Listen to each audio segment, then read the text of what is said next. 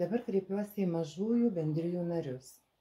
Jeigu tu šiais metais sukūrei mažąją bendriją arba pernai metais kažkuriuo tai metu ir prieš tai nevykdei jokios savarankiškos veiklos, neturėjai individualios veiklos pagal pažymą, nebuvai išsipirkęs verslo liudijimo, neturėjai individualios įmonės, tai pirmoji tavo savarankiška veikla, tu gali pasinaudoti Sodros mokesčių lengvata.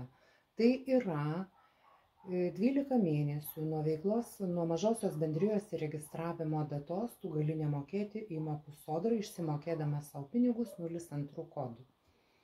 Dėl PSD įmokų, čia jau truputėlį atskira kalba, jeigu tu dirbi dar pagal darbo sutartį, turi mažamečių vaikų, esi studentas, pensininkas, tau 12 mėnesių nereiks mokėti netgi ir privalomojo sveikatos draudimo įmokų.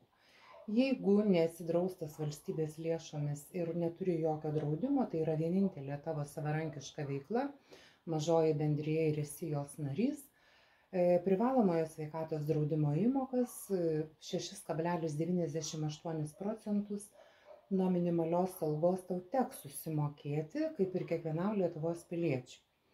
Bet turėk omenyje, kad visai neblogai atrodo išsimokėjimas 02 kodu, kai gyventojų pajamų mokestis 20% ir tai nebus vien tik tai išmokos pagal civilinę paslaugų sutartį, kas dabar labai pastebiu tokią tendenciją, kad daug kas išsimoka. Ir tada neužkliūsi nei mokesčių administratoriui ir tuo pačiu mokestinė našta nebus tokia didelė. Nes išmokos 02 kodų, tiksliau sakant, 50% išmokų 02 kodų mažina pelną, taip kad pasiskaičiavus visai galima sėkmingai susidėlioti. Tai tiek.